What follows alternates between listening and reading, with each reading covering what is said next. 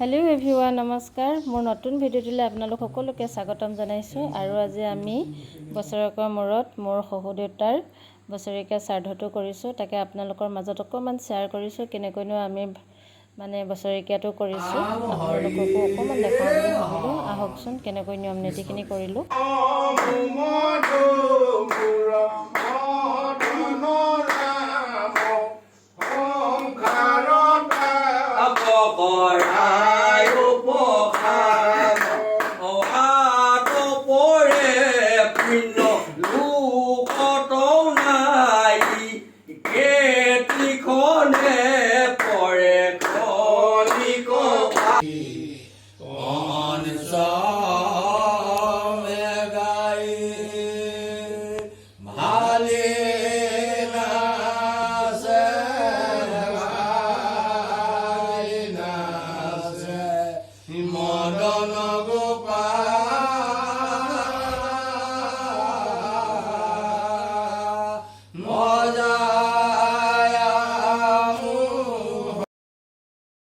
গোটেই কামখিনি মই নিজেই কৰিছো সেই কাৰণে মই আকৌ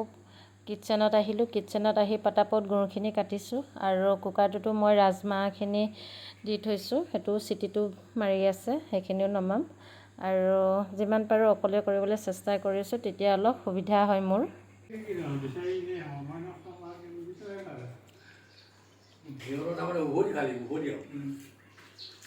আমি ভকত কেইজনক লখিমপুৰ লাহন গাঁৱৰ পৰা অনা হৈছিলে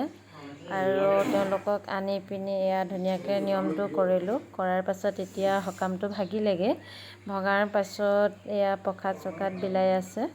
আৰু মই বহু বেছিখিনি ভিডিও কৰিব পৰা নাই কাৰণ মই গোটেইখিনি কাম মই নিজে কৰিছো আৰু ইয়াতো অকমান বহি পিনি শুনিবলগীয়া হৈছে যে এটো কাৰণে বেছি ভিডিও কৰিব পৰা নাই বাৰু